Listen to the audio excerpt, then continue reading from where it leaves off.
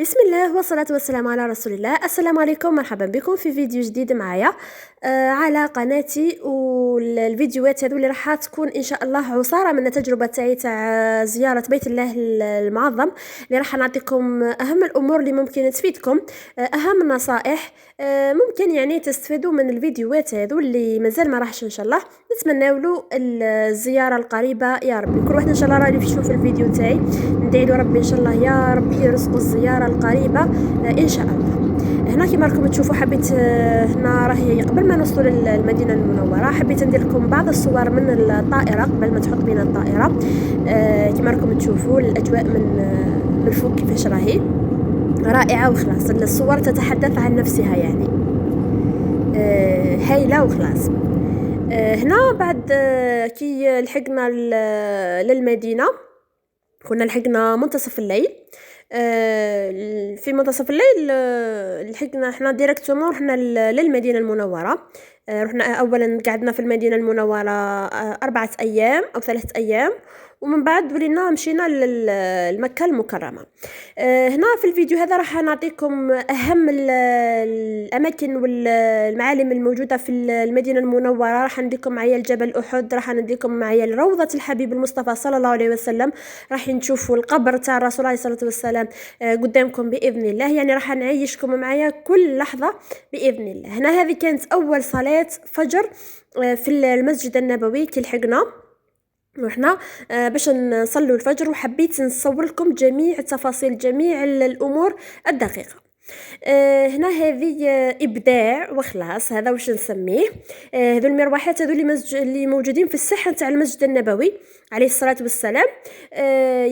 يفتحوهم في النهار عند صلاه الفجر ويغلقوهم عند صلاه المغرب. يعني والله ابداع وخلاص. كاين واحد الامور، كاين واحد مهتمين بالتفاصيل بالزخارف بالعمران، كاين واحد الحوايج يعني امور دقيقه ورائعه في نفس الوقت. نتمنى لكم ان شاء الله يا ربي كل واحد يشوفها، لانه كي قد ما نوصفه مانيش راح نعطيه الحق تاعو، مانيش راح نوصل لكم هذاك الشعور ولا كي يشوفها الانسان بنفسه. هنا راح كذلك راح نخليكم تستمعوا الأذان تاع العشاء أو تاع الفجر معايا في المسجد النبوي الشريف، باش تعيشوا اللحظة معنا وباش كذلك يعني إن شاء الله ربي يكتبها لكم وتروحوا وتستمعوا ليه إن شاء الله وحدكم.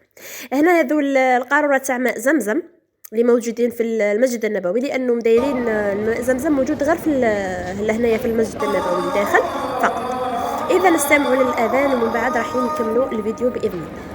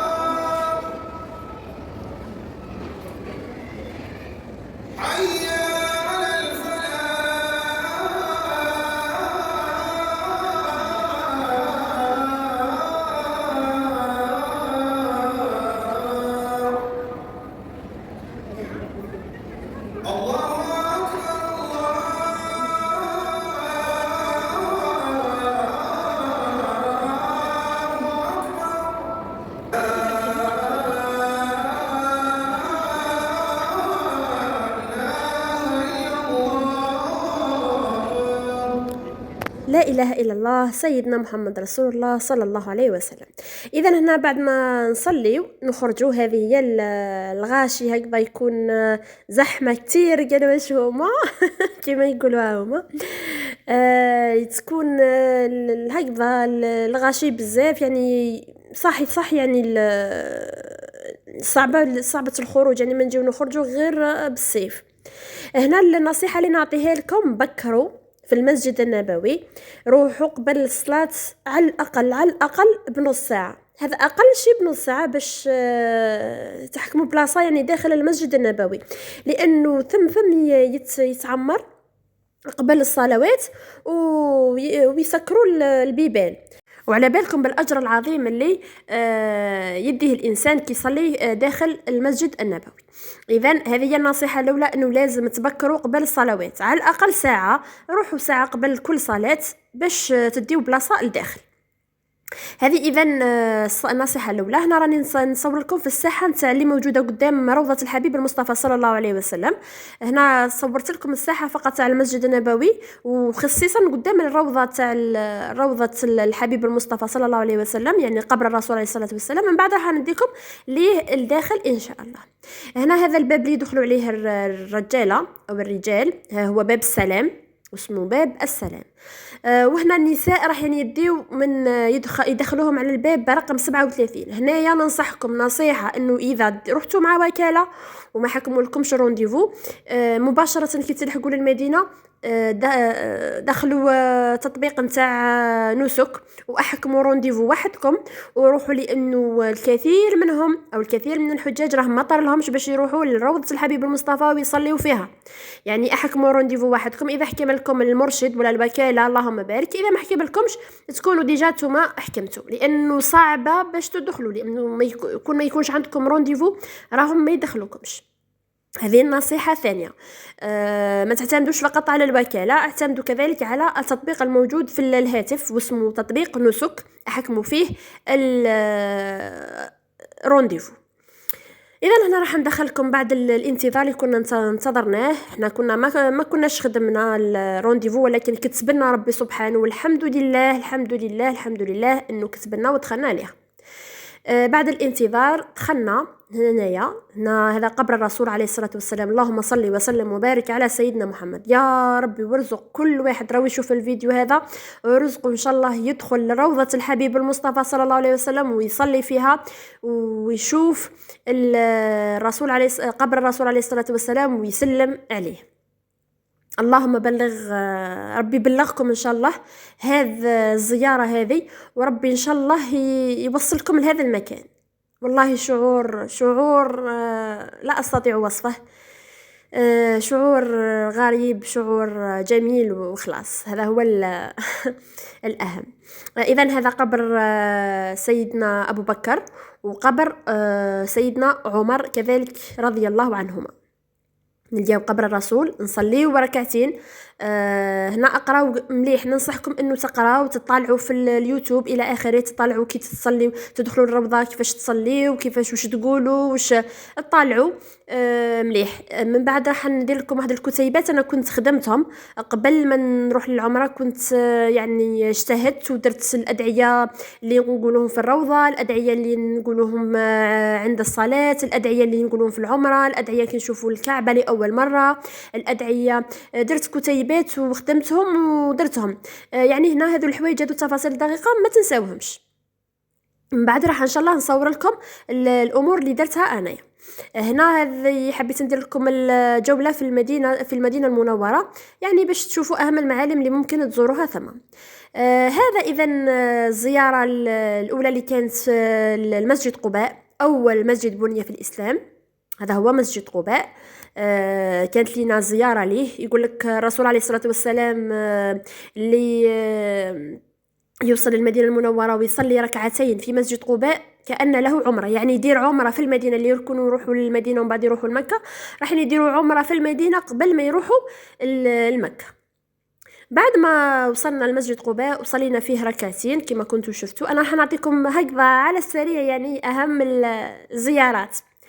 من بعد مسجد قباء ورينا روحنا الجبل أحد المقبرة اللي مدفون فيها حمزة بن عبد المطلب. هذا المرشد كان يشرح لنا هنايا على جبل أحد، على العظمة تاعو، على الحب نتاعو عند الرسول عليه الصلاة والسلام. هذا هو جبل أحد كما راكم تشوفوا هنا، راهي يمدلنا في بعض الشروحات. يعني هذا هو المرشد نتاع الرحله نتاعنا، وهذا هو الجروب او الفوج اللي كان معايا. هذه هي المقبره اللي مدفون فيها حمزه عليه السلام، حمزه بن عبد المطلب. بعد ما شفنا زرنا جبل أحد والشهداء أحد، توجهنا للمزرعة هذه اللي وين نشريو العجوة. هذه هي هنا ننصحكم انه العجوة لازم تشريوها من المدينة، لانه تكون جديدة وتكون مام في البري. الاسعار راهي في المدينة تاع العجوة اقل من مكة، لازم تشريوها من المدينة. هنا درت لكم جولة في المحل هذاك اللي في تاع الحديقة هذيك، واش كاين فيه واش متوفر. درت لكم هكذا نظرة عامة عليه واش كاين العجوة بانواع كثيرة بزاف بزاف بزاف. كاين المكسرات، كاين بزاف يعني حوايج. عاودنا رجعنا للروضة، روضة المصطفى صلى الله عليه وسلم. راح نختم بها الفيديو هذا.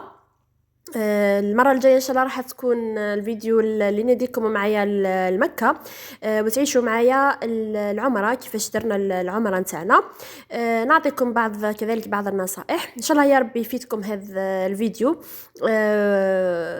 وما بقى لي غير نقول لكم مع السلامة في فيديو قادم إن شاء الله يا ربي.